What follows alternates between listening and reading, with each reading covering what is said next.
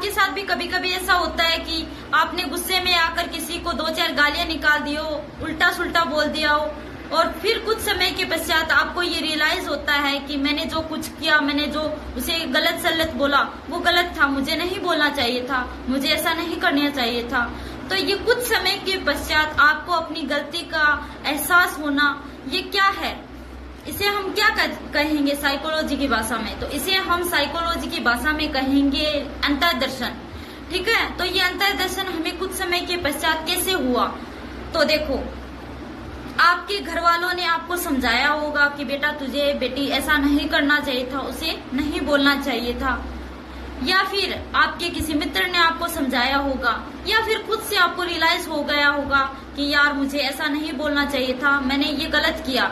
ठीक है, तो ये कुछ समय के पश्चात आपको अपनी गलती का एहसास खुद से होना, या फिर किसी के समझाने बुझाने पर आपको ये रियलाइज होना कि मुझे ऐसा नहीं करना चाहिए था, मुझे ऐसा नहीं बोलना चाहिए था। तो ये क्या है? ये है अंतर्दर्शन। एक होता है बहिर्दर्शन। तो बहिर्दर्शन का जो वीडियो है मैं वो अलग से बनाऊंगी। ठीक है, तो अंतर्दर्शन है वो किन लोगों में ज्यादा पाया जाता है?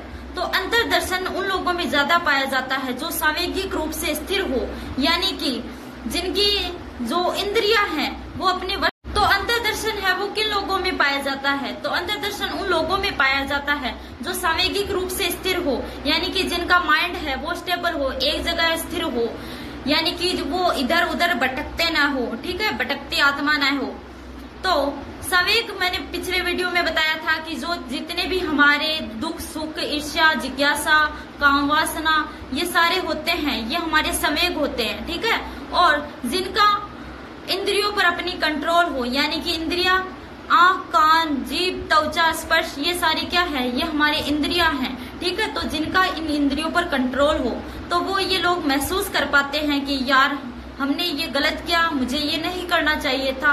तो उन लोगों में अंतर्दर्शन की भावना है वो पाई जाती है। ठीक है, और जो लोग बुद्धिमान होते हैं, बुद्धिजीवी होते हैं, उनमें है वो अंतर्दर्शन पाया जाता है। इसके विपरीत जो मंद बुद्धि होंगे वो चाहे कितनी भी गलतियां करें, चाहे कितना भी गुस्सा करें, उनको कभी भी रियलाइज नहीं होगा कि मैंने ये गलत किया, मुझे ये नहीं करना चाहिए था, मुझे उसे सॉरी बोलना चाहिए, क्योंकि वो मानसिक रूप से स्थिर नहीं है, वो मंद बुद्धि है, उनमें इतनी दिमाग ही नहीं है कि वो बुरा किया है या अच्छा किया है ये महसूस कर सके। ठीक है, तो ये है अंतर्दर्शन। बहिर्दर्शन का वीडियो हम अलग से देखेंगे। ठीक है, तो आई होप ये वीडियो आपके समझ में आया होगा। अपने दोस्तों के साथ शेयर करें। ठीक है, तो मिलते हैं नेक्स्ट वीडियो में।